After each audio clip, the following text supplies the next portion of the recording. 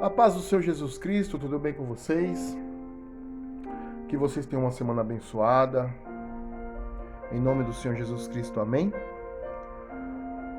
Tem um vídeo circulando nas redes sociais de uma moça falando sobre o mundo gospel, né? Sobre as decepções que ela teve, de coisas que ela fala, que ela conhece de causa, né? Sobre este mundo gospel tão idolatrado, este mundo gospel tão almejado e tão desejado por muitos. E eu queria deixar um texto aqui para essa meditação deste vídeo, que está lá em 1 Coríntios capítulo 11, verso 19, que diz assim: É até importante que haja entre vós heresias, para que os que são sinceros se manifestem entre vós. Outras versões, é necessário que haja os escândalos, não é? Uma coisa que nós temos que entender no Evangelho é que ninguém é perfeito. Talvez a maior das nossas decepções no meio cristão é porque nós idolatramos as pessoas. Nós buscamos Deus de forma errada. E quando nós vemos, ouvimos situações que nos entristece, nós abaixamos a guarda, deixamos de seguir a Deus, deixamos de ir para a igreja, enfim, deixamos de ter comunhão com o Espírito Santo. Esta moça, no vídeo dela, ela fala várias coisas da hipocrisia, da prostituição, né, do mercantilismo, né, no meio cristão. Isso vai acontecer porque são seres humanos, mas não quer dizer que eu e você temos que também fazer da mesma forma. Nós temos que ficar firme, porque assim como a palavra do Senhor diz, é necessário, então tem que acontecer, né? Mas infelizmente muitas pessoas acabam desistindo ou desacreditando do evangelho por causa de homens. Eu sou um DJ cristão. Eu já vi muita coisa no meio dos DJs cristãos. Eu já vi muita coisa nos eventos cristãos. Eu já fui DJ de eventos grandes, de cantores renomados. E eu vi ali coisas que me desagradaram, que me entristeceram, porque estavam ali somente por causa de dinheiro, por causa de fama. Não estavam por causa do evangelho. E infelizmente, alguns desses eventos, as pessoas ao qual estavam nesses eventos, hoje já não brilham mais. Já não brilham mais. Estavam no auge, estavam em tudo quanto era lugar. E hoje já não estão mais. Mas uma vez uma pessoa me disse, num culto onde eu estava, disse assim: Gilson, você vai ver e ouvir coisas. Isso é permissão de Deus na sua vida, para que quando Deus te levantar, você não faça as mesmas coisas. Se eu for contar as coisas que eu já vivenciei no Evangelho, de 5 anos para cá, era para mim estar afastado dos caminhos do Senhor, era para mim estar desacreditado do Evangelho. Mas lá no meu íntimo, lá no profundo do meu coração, do meu espírito, eu sei quem é Deus na minha vida e eu sei o que o Evangelho faz pela vida das pessoas.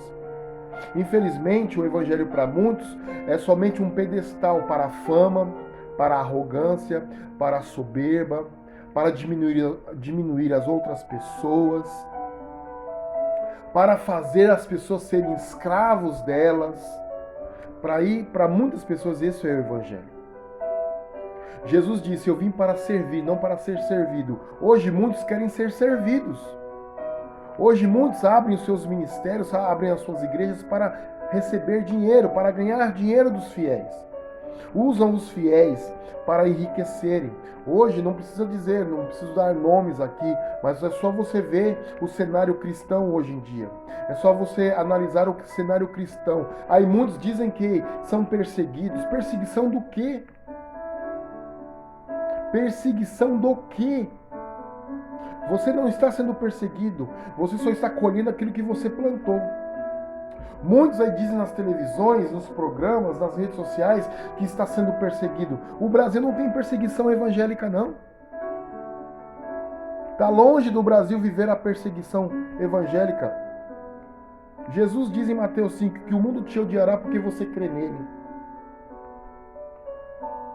Já de você acreditar em Cristo, você já é odiado. Mas no Brasil não tem perseguição religiosa. Perseguição religiosa é lá fora, lá nos muçulmanos. Entendeu? Nos países que é contra o Evangelho, que é contra Cristo, lá as pessoas são mortas a tiros, são decapitadas, são apedrejadas, são esquartejadas. Isso é perseguição religiosa. Você estar com a Bíblia debaixo dos braços, andando no meio da rua, vir alguém que te dá uma paulada. Isso é perseguição religiosa. Aqui no Brasil não é não. E Deus tem que tratar com o Brasil, sim. Deus tem que tratar com o Brasil nessa questão, sim. Porque o Brasil, os líderes do Brasil têm brincado com a noiva de Cristo. Eu conheço muitos pastores de igrejas pequenas que são frustrados porque não conseguem manter a sua igreja, uma igreja grande, uma igreja próspera. Mas uma vez eu falei para um pastor, é melhor você ficar com 50 membros e ser uma igreja fiel a Deus do que ter uma igreja com 5.000 pessoas e uma igreja corrompida com adultério, com separações, com fornicações, com roubo, com idolatria.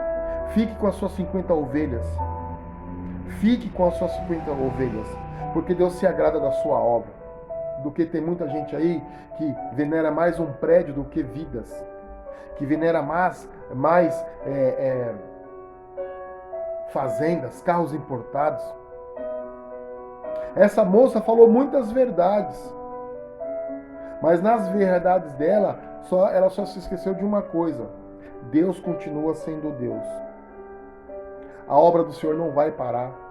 Porque pastor adulterou, porque pastor separou, porque pastor roubou, porque cantor saiu com a líder do louvor, porque isso, porque aquilo.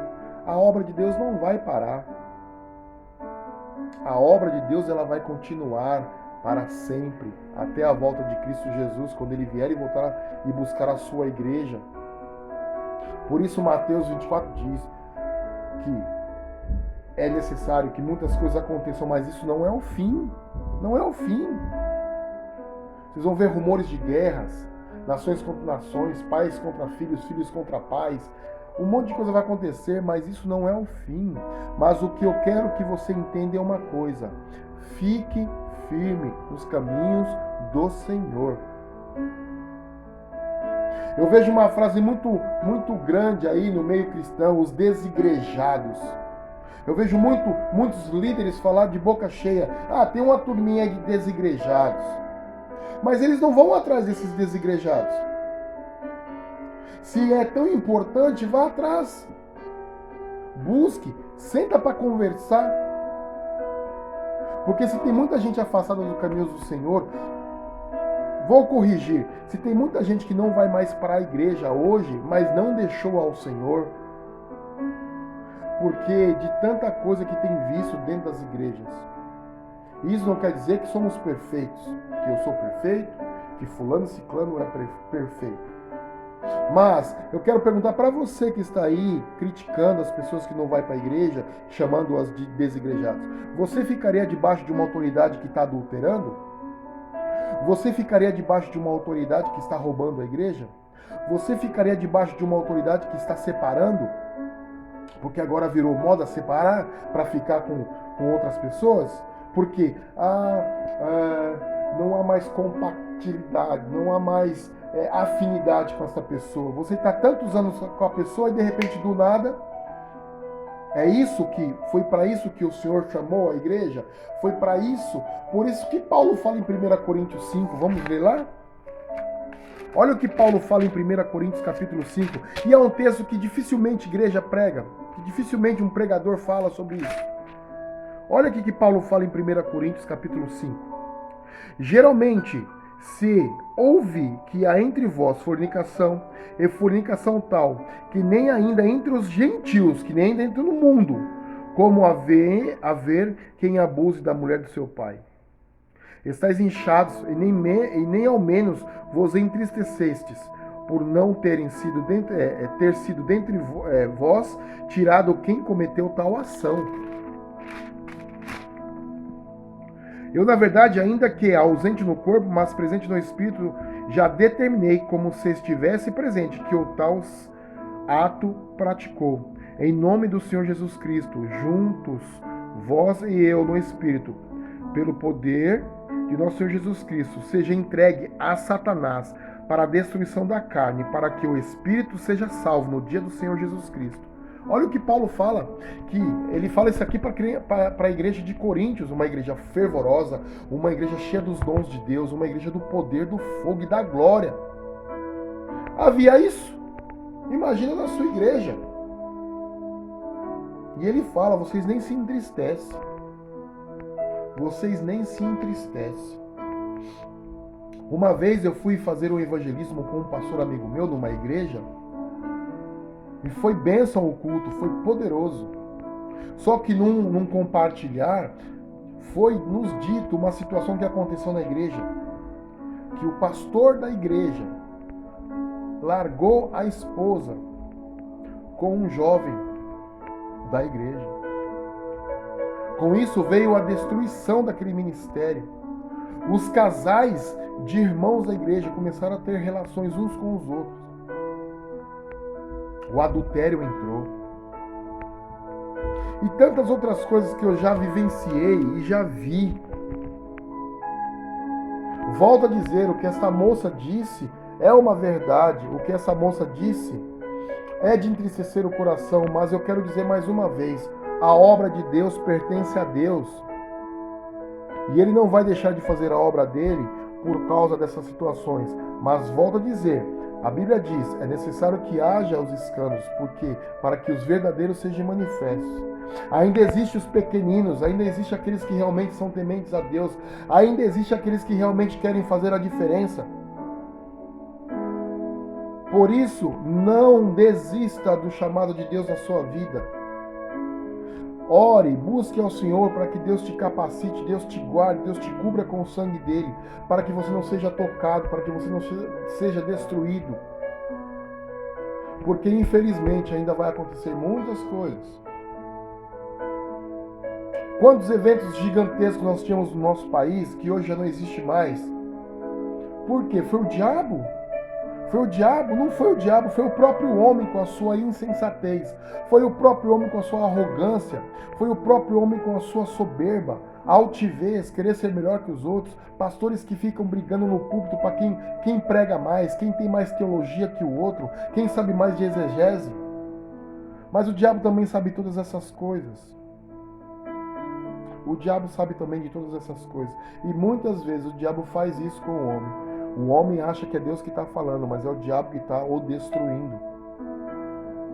Aí vira aquele sentimento de vaidade. Hoje, quem é a bola da vez?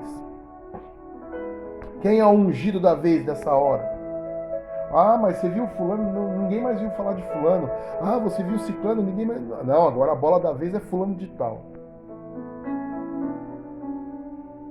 Meus irmãos, em nome do Senhor Jesus Cristo, 2021 é um ano de muitas coisas para acontecer no nosso país e no mundo. Mas é um ano também de Deus também derramar as suas bênçãos sobre as nossas vidas. É um ano de Deus também estabelecer a sua obra nas nossas vidas. Há um clamor dos céus nessa terra, nesse ano de 2021. Mas cabe a mim e cabe a você. Cabe a mim e cabe a você estar preparado, atento àquilo que Deus quer fazer. Em vez de nós murmurarmos, vamos orar ao Senhor, porque a Bíblia diz, aquele que está em pé, cuide para que não caia. No começo da minha caminhada, eu tenho 17 anos que eu estou no Evangelho.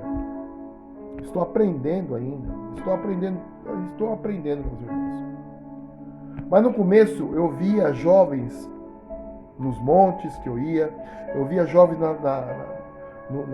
nos cultos de pregações que eu ia. E eu ficava assim, meu Deus, eu queria ser igual a esse jovem. Olha como que ele fala da Bíblia.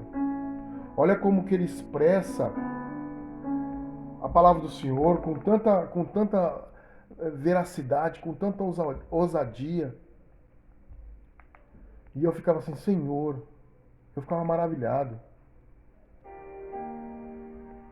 E depois de um tempo, esses mesmos jovens pregadores de terno e gravata, com uma eloquência invejável, impecável, uma oratória, sabe, digna de faculdade. Fornicação, mentira, falso testemunho. E eu sempre me sentia pequeno perto dessas pessoas. Eu sempre me sentia pequeno diante dessas pessoas.